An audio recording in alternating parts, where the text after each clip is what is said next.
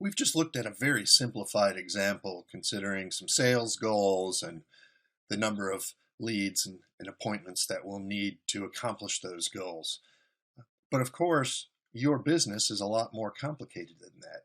And if you want to figure out how to get from point A to point B, or rather from point A to increased profitability, you have to consider what the path looks like. What are your sales and revenue targets?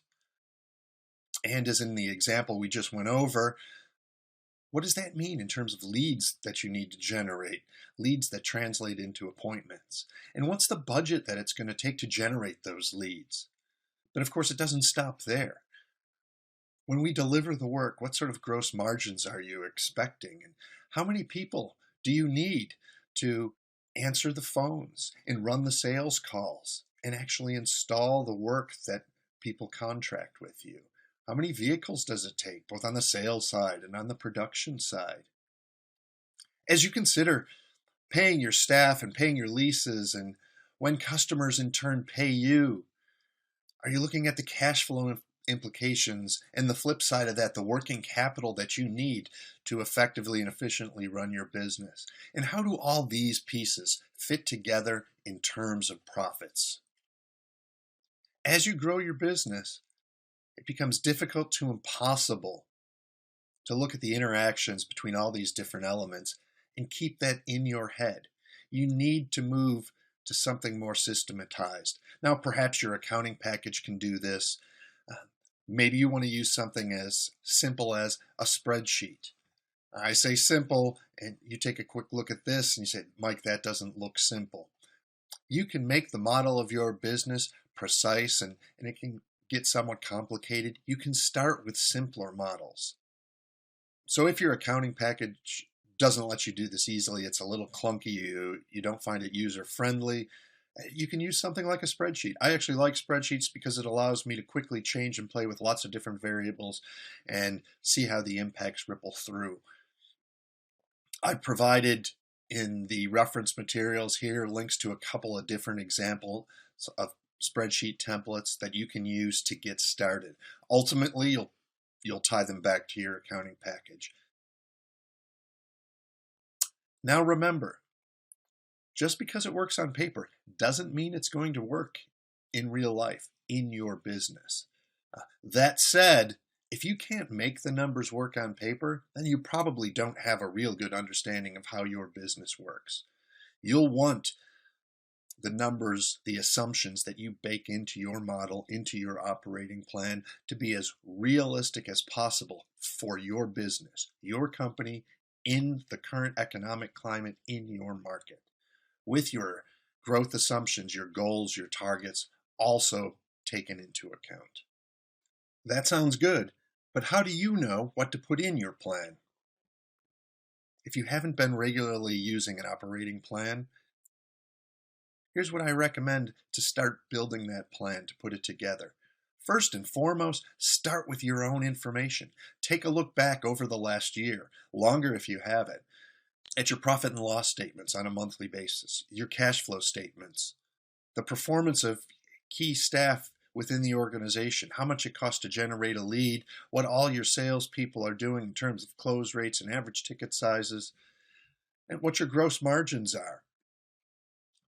In addition to that, talk with industry colleagues, peers, other companies, preferably that look somewhat like you, in markets that are similar to yours, with sizes that line up, plans that line up with yours, and companies that look like what you want to be.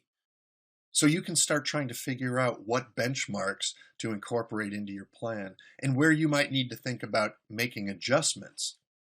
You have to start with where you are, but you also want to be considering where you will be in the future.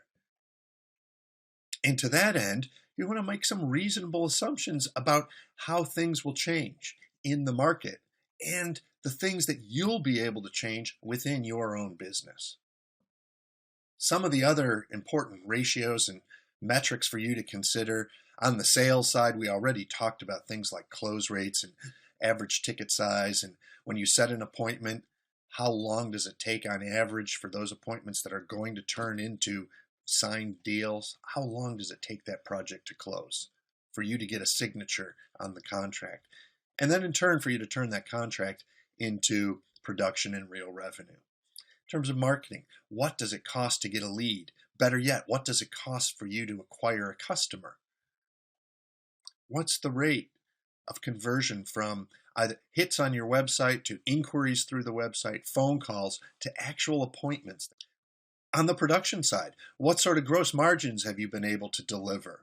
What does that translate to in terms of dollar per labor hour and dollar per vehicle? So as you start growing your business, you can make some reasonable assumptions about how many additional staff you need, when it might make sense to buy additional vehicles. And of course, there's a host of financial metrics that you have to look at as well.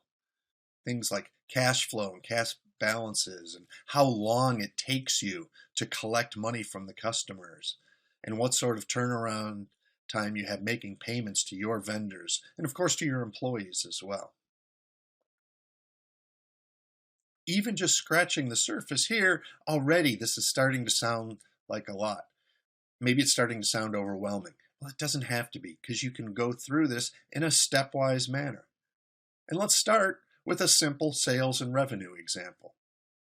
Now, when I'm putting together my plan for any given year, I want to break that year down into the actual months, January, February, March, April, and the number of working days in each month. And of course, that number of working days changes from year to year. Let's say I'm looking at the sales side of the equation here. How many leads per week does each one of my sales advisors run? Now, my standard and my experience might be that every full-time advisor in the organization, once they're up to speed, they run 8 leads per week. Maybe I have a different metric for a new hire who has to ramp up over time. In the first month, they're only running 1 or 2 appointments per week. The second month, that might bump up and they're running 3. By the 4th, 5th month, they're running 4 to 5. And it may take them 6, 7, 8 months, whatever your actual process is, before they're running the same number of appointments per week as the rest of your advisors. And you start mapping this out. How many leads is Sam running? How many leads is Dave running? Then I want to take a look at what they did last year. Well, Mary, my general manager, she didn't run that many appointments. When she did, she closed at about 50% with a decent average ticket size of $7,000. Sam, on the other hand, closed at 34%, a little bit higher ticket size. Dave only closed at 30%. He was somewhat new to the industry. I have hopes that Dave's going to be able to improve next year. And because I have access to some additional lead sources, I'm looking, as we head into our busy months in the coming year, at bringing a new advisor on in August. Knowing that I'm looking to bring a new advisor on in August, hopefully I'll put a plan in place so I can start recruiting back in February, March, April, whatever my typical lead time is to find a new advisor and bring them into the fold. Anyway, I look at that historical information and say, is that what they're going to do in the coming year, or can we do a little bit better? If by working with Sam, I can bump up his close rate from 34 to 40%, maybe Dave go from 30 to 35. Is it reasonable to expect their project sizes are going to stay about the same? Are they going to go up a little bit? Are they going to go down a little bit as they close more or as they get better? Regardless of the assumptions I'm making, what I'm going to do now is plug them into the model, the number of appointments and the close rates and the average project size, and see how they start rolling up on a month-by-month basis. And then throughout the year, both for each individual advisor and for the company as a whole. Now, this is a little difficult to see with a quick snapshot on your screen, and what I'll encourage you to do is see the reference spreadsheets. Play with them a little bit. Play with some of the assumptions, the number of appointments, the close rates, the ticket size. Better yet, start putting some of your real numbers in there. How many appointments do your salespeople run? What close rates do you see? What are the average installation tickets that your salespeople bring back? and see how these numbers start rippling across your organization. Now, we're only working on the revenue side of the equation. We're going to have to go through this same exercise below the line to start figuring out what it costs us to produce this work. Obviously, you're going to need handy to do this some of your historical information and some of the other key industry benchmarks and assumptions and areas that you think you can do better, where you think the market's heading, so you can start filling all that information.